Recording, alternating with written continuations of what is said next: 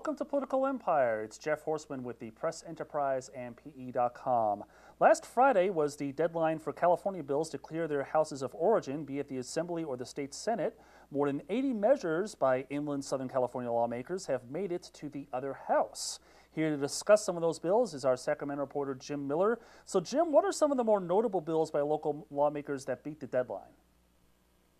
Yeah, well, like you were saying, about 80 bills moved from the Assembly to the Senate or the Senate to the Assembly by last week's deadline. A lot of this legislation is still kind of taking shape, and we're still, a lot of us in the press corps are kind of catching up with some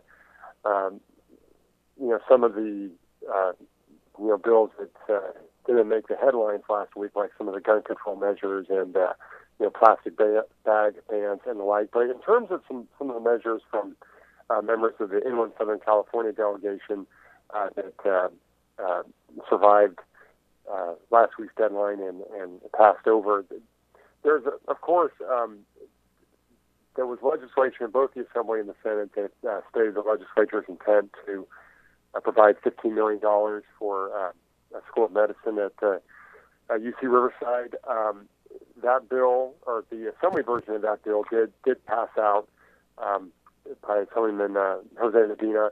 It's likely to be overtaken by events as part of the budget process, but there also is some separate legislation that is now pending in the Senate. There was also a bill by Assemblyman Brian Estandi, a Republican from Palm Desert, dealing with medium-speed electric vehicles and legalizing their use on roadways.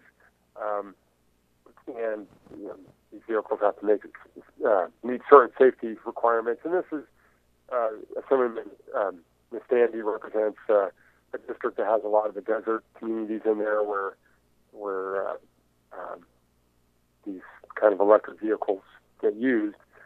And then a bill by Assemblyman Bill Emerson, Republican, State Senator Bill Emerson, Republican from Redlands, deals with the Department of Developmental Services and kind of sets up a new way for people who are clients of regional centers who need services for the developmentally disabled.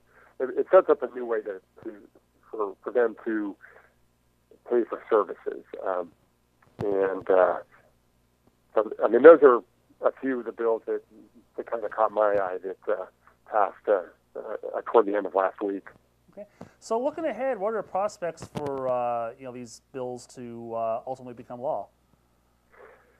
Good question. Each house kind of has its own dynamic. A lot of these bills have been deemed by legislative attorneys to have a fiscal impact, and even though the state's budget situation has improved, anything deemed to pose a cost to the state, they maybe going to face some questions about that, as well as if it gets as far as the governor's desk, maybe some concerns there. So, but getting out of